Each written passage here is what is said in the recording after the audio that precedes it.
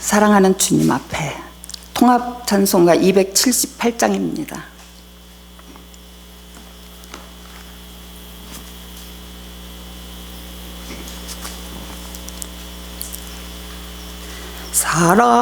사랑하는 주님 앞에 형제자매 한자리에 크신 은혜 생각하며 즐거운 찬송 부르네. 내 주 예수 본을 받아 모든 사람 내 몸같이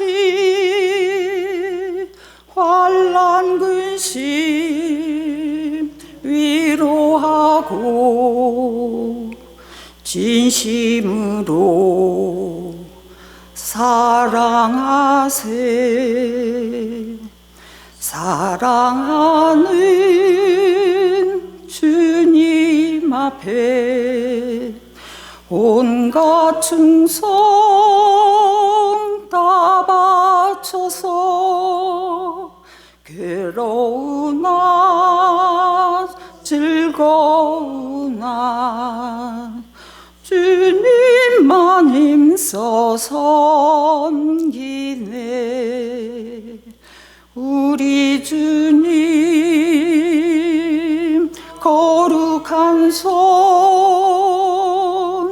제자들의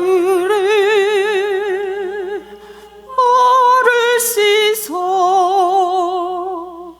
남 섬기는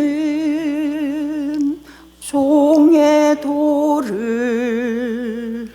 몸소 행해 보이셨네. 사랑하는 주님 앞에 같은 주로 섬기나니 한 피바다 한 몸 이룬 형제여 친구들이여 한 몸같이 친밀하고 마음으로 하나 되어 우리 주님 크신 뜻을 지성으로 준행하세. 사랑하는 성도 여러분, 오늘 우리 주님의 거룩한 제단에 모였습니다. 우리의 마음을 하나로 모아 두 가지 간절한 기도 제목을 붙들고 주님 보좌 앞으로 나아가기를 원합니다. 첫째로 담임 목사님을 위해 기도해 주세요. 지금 목사님께서 교회의 지경을 넓히고 사역을 돌보시기 위해 잠시 출타 중이십니다. 오고 가시는 모든 길 위에 하나님께서 불말과 불병거로 안전하게 지켜주시고 몸과 마음에 지치지 않는 새 힘을 더하여 주시기를 소망합니다. 머무시는 곳마다 하나님의 비전과 은혜가 넘쳐나게 하시고 모든 일정을 마치고 우리 곁으로 돌아오실 때 성령의 충만함과 갑절의 능력을 입고 오시도록 목사님의 건강과 여정을 위해 손 모아 주시기 바랍니다. 또 하나는 우리 교회가 오직 십자가 사랑으로 하나 되어 주님의 크신 뜻을 이루는 공동체가 되도록 기도해 주세요. 이 시간 우리 교회를 성령의 띠로 단단히 묶이기를 원합니다.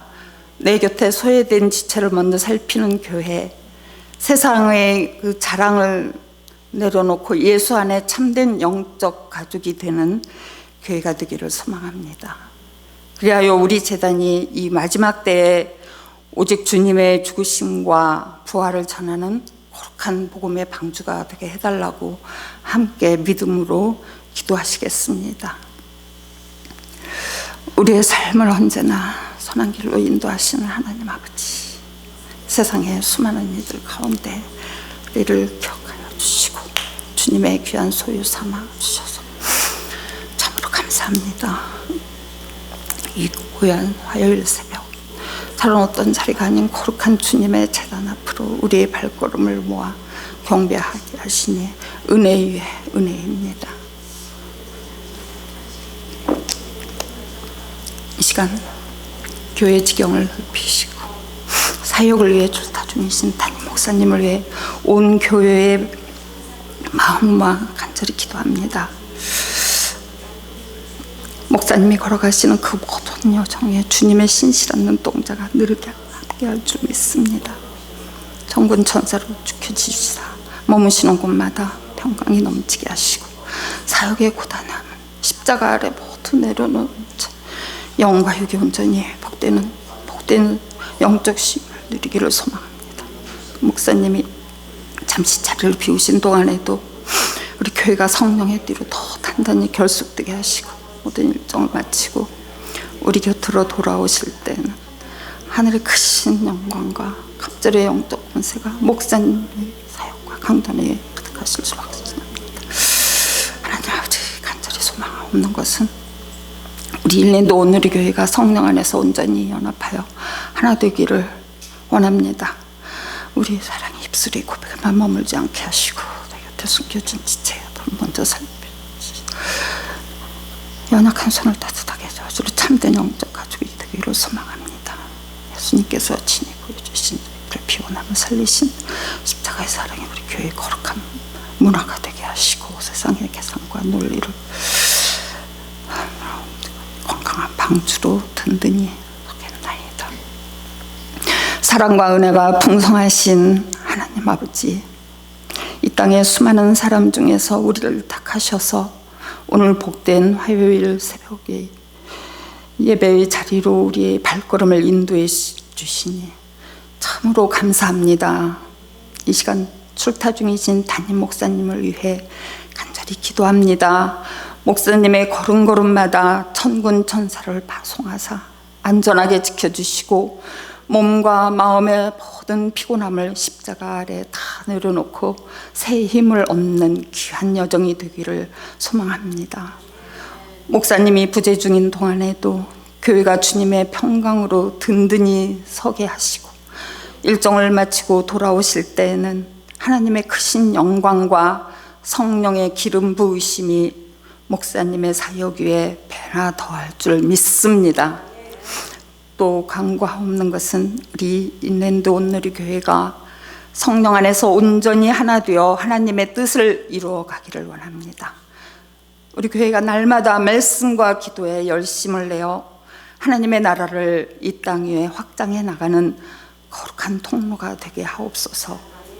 말로만 사랑하는 공동체가 아니라 겸손한 마음으로 타인을 먼저 앞세우고 소외된 지체의 손을 먼저 잡아주어 주님이 원하시는 자기를 비워 남을 살리는 십자가의 사랑이 우리 가운데 들불처럼 일어나기를 소망합니다. 특별히 이 새벽 마음이 아프고 육신이 연약하여 눈물 흘리는 이웃들을 기억하여 주시사 주님의 따뜻한 손길로 어루만져 주시고 회복의 은혜를 더하여 주시옵소서. 그리하여 우리 교회가 세상의 논리를 깨트리고 오직 하나님의 크신 뜻과 복음의 사명을 이루는 건강하고 복된 공동체가 될 줄로 믿습니다. 오늘 이 아침 선포되는 말씀을 통해 우리 모두가 주님의 참된 제자의 길로 나아가기를 결단하는 복된 시간이 되게 하옵소서. 우리를 하나 되게 하신 예수 그리스도의 이름으로 기도드리옵나이다. 아멘. 오늘 우리 공동체에 주시는 생명의 말씀은 고린도전서 11장 17절부터 26절입니다. 한 목소리로 고백하듯 제가 한 절 읽고 성도님들께서 다음 절을 교독하시겠습니다.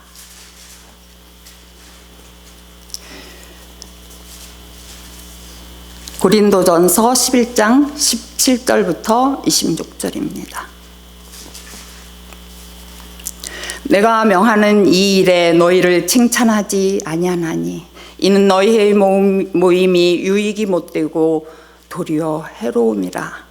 먼저 너희가 교회에 모일 때에 너희 중에 분쟁이 있다 함을 듣고 어느 정도 믿거니와 너희 중에 파당이 있어야 너희 중에 옳다 인정함을 받은 자들이 나타나게 되리라.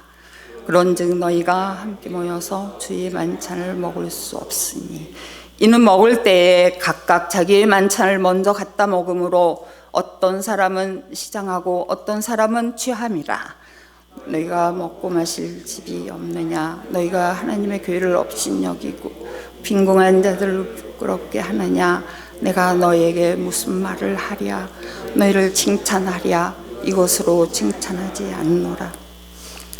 내가 너희에게 전한 것은 주께 받은 것이니 곧 주 예수께서 잡히시던 밤에 떡을 가지사 축사하시고 떼어 이르시되 이것은 너희를 위한 내 몸이니 이것을 행하여 나를 기념하라 하시고 식후에 또한 그와 같이 잔을 가지시고 이르시되 이 잔은 내 피로 세운 새 언약이니 이것을 행하여 마실 때마다 나를 기념하라 하셨으니 너희가 이 떡을 먹으며 이 잔을 마실 때마다 주의 죽으심을 그가 오실 때까지 전하는 것이니라. 아멘. 사랑하는 성도 여러분, 우리가 세상에서 치열하게 살다가 주님의 몸된 교회에 모이는 가장 큰 이유가 무엇입니까? 여러 가지 이유가 있겠지만 주님의 십자가 사랑 안에서 하나됨을 누리고 그 은혜를 서로 나누기 위함입니다. 그러나 오늘 바울 사도가 편지를 보낸 고린도 교회의 모습은 참 안타깝게도 모이는 것이 오히려 영적 유익이 아니라 해가 되는 부끄러운 현실을 마주하고 있습니다. 당시 고린도 교회의 주의 만찬에는 문제가 있었습니다. 그래서 바울은 성도들을 향해 눈물 어린 권면을 하며 성만찬에 담긴 진정한 의미를 다시 차근차근 설명해 줄 수밖에 없었습니다. 오늘 이 말씀을 통해 우리 자신의 신앙을 성찰해 보고자 합니다. 바울 사도는 고린도 교회가 함께 나누는 애찬의 자리가 오히려 공동체를 해롭게 만들고 있다고 17절에서 지적합니다. 그 원인은 교회 안에 스며든 분당과 차별 때문이었습니다. 19절을 한 번 더 읽으시겠습니다. 너희 중에 파당이 있어야 너희 중에 옳다 인정함을 받은 자들이 나타나게 되리라. 파당이라는 말은 헬라어 원어로 하이레세이스라고 합니다. 사도 바울이 경계한 하이레세이스는 단순히 교리적인 이단만을 뜻하지 않습니다. 그것은 특정한 부류만 두둔함으로써 공동체의 중심을 잃어버리게 만드는 편당 어린 태도를 의미합니다. 당시 고린도 교회의 애찬은 각자 음식을 가져와 나누어 먹는 형식이었습니다. 요즘으로 말하자면 각자 집에서 음식을 한 가지씩 준비해 와서 함께 나누는 포트럭 형태의 공동 식사였습니다. 이것은 단순히 배를 채우는 밥상이나 지정된 식당 음식을 먹는 것이 아니라 성도들이 각자의 형편대로 음식을 자발적으로 챙겨와 연합하는 공동 찬당이었습니다. 온 성도가 십시일반으로 정성을 모으는 식탁 공동체로 모이는 축제였던 것이죠. 그런데 다 같이 모여 기쁘게 나누어 먹어야 할 그 자리에 부유한 이들은 자기들이 가져온 고급 음식을 먼저 배불리 먹어버리고 생업 때문에 늦게 온 가난한 지체들은 빈손으로 굶어야만 했습니다. 기쁨의 식탁이 누군가에게는 소외감과 상처의 자리가 된 것입니다. 21절을 보면 심지어 취하는 참담한 일까지 벌어졌습니다. 가장 거룩하고 평등해야 할 예수님의 식탁이 세상의 빈부격차와 차별이 그대로 들어와 지체들에게 상처를 주는 분쟁의 자리로 변질된 것입니다. 이 모습은 요한복음 18장 28절에 나오는 그 유대 종교 지도자들의 위선과 참 많이 닮아 있어요. 그들은 6월절 음식을 먹기 위해 자신들을 정결하게 지키려고 이방인의 관정에는 들어가지 않으면서도 눈앞에서는 무고한 진짜 6월절 어린 양이신 예수님을 어떻게 했습니까? 형식적인 종교의식은 철저히 지키면서 알맹이인 사랑과 정의는 다 외면해버린 것입니다. 오늘날 우리는 어떻습니까? 대놓고 파벌을 만들지 않는다 해도 그렇다고 안심할 수 없습니다. 내 마음의 문을 닫아 걸고 아니면 나도 모르게 내 기준에 맞는 사람, 나랑 형편이 비슷한 사람만 은밀하게 곁에 두며 다른 지체들을 소외시킨다면 그것이 바로 주님의 몸된 교회를 아프게 하는 눈에 보이지 않는 하이레세이스 곧 파당입니다. 공동체의 하나됨이 처참하게 깨어지자 바울은 분위기를 엄숙하게 전환하며 예수님께서 잡히시던 밤에 친히 행하셨던 성만찬의 원형을 다시 제시합니다. 특히 23절에서 바울은 내가 너희에게 전한 것은 주께 받은 것이니 라고 선포합니다.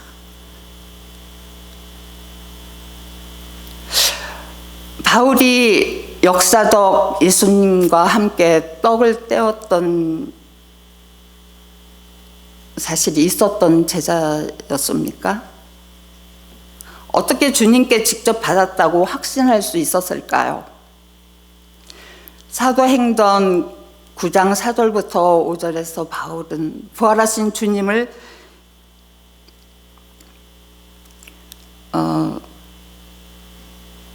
직접 만나는 강력한 사도적 체험을 했습니다. 5장까지에서요.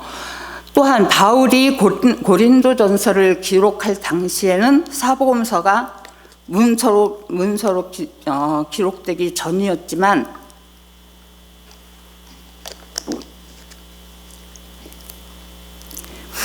바울이 고린도전서를 기록할 당시에는 사복음서가 문서로 기록되기 전이었습니다. 성령 안에서 주님이 주신 신비로운 계시를 통해 복음서의 성만찬 제정 말씀인 마태복음 26장, 마가복음 14장, 누가복음 22장과 토시 하나 틀리지 않는 완벽한 성만찬의 본질을 전할 수 있었습니다. 초대교회의 성만찬은 오늘날처럼 작은 떡 한 조각을 나누는 예식이 아니라 실제 식사를 풍성하게 나누며 그 안에서 주님의 죽으심을 기념하는 하나의 거대한 예배 밥상이었습니다. 바울이 이 식사를 직접 주의 만찬이라고 부르고 예수님의 말씀을 선포한 것이 오늘날 우리 성찬식의 뿌리가 되었습니다. 이렇게 역사적 정착은 과정이 있었어요. 본문 22절과 다음에서 나올 34절에서 확인하면 바울은 먹고 마실 집이 없느냐, 배고프거든 집에서 먹으라고 권면합니다. 육적인 배를 채우는 식사와 주님의 몸을 기념하는 의식을 본질적으로 구별하라는 지침이었습니다. 이 고린도 교회의 이러한 아픔과 시행착오를 거치면서 교회의 규모가 또 커짐에 따라 예수님이 부활 승천하신 이후 기원 후 1세기 말에서 2세기 초를 거치며 교회는 육신의 배를 채우는 친교식인 애찬과 예배의 핵심 요소로 거룩하게 구별된 성찬을 점차 분리하여 행하게 되었습니다. 바울이 이 거룩한 밤의 이야기를 다시 꺼낸 이유는 고린도 교회가 잊어버린 성만찬의 참된 핵심 4가지를 깨우기 위함이었습니다. 첫째, 성만찬은 예수님이 유월절 어린 양처럼 우리를 위해 죽으심으로 구원을 주셨음을 보여주는 표징입니다.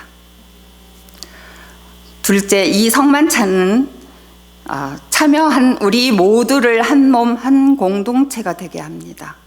본문 18절과 22절이 경고하듯 교회 안에는 세상의 신분이나 빈부, 기천이 틈탈 수 없습니다. 성만찬은 우리가 그리스도의 피로 맺어진 영적 가족임을 선언하는 자리이기 때문입니다. 그리고 셋째, 성만찬은 24절과 25절의 말씀처럼 예수님의 찢기신 살과 흘리신 피를 우리의 입으로 먹고 마심으로써 주님의 죽으심과 부활에 온전히 우리를 동참하게 합니다. 이것은 단순히 2000년 전의 역사적 사건을 머리로만 회상하는 시간이 아닙니다. 떡을 떼고 마시는 순간 십자가의 대속 사건이 오늘 바로 나의 사건이 되고 무덤을 깨뜨리고 부활의 생명이 지금 내 안에 고스란히 살아 숨쉬게 되는 신비로운 연합의 자리입니다.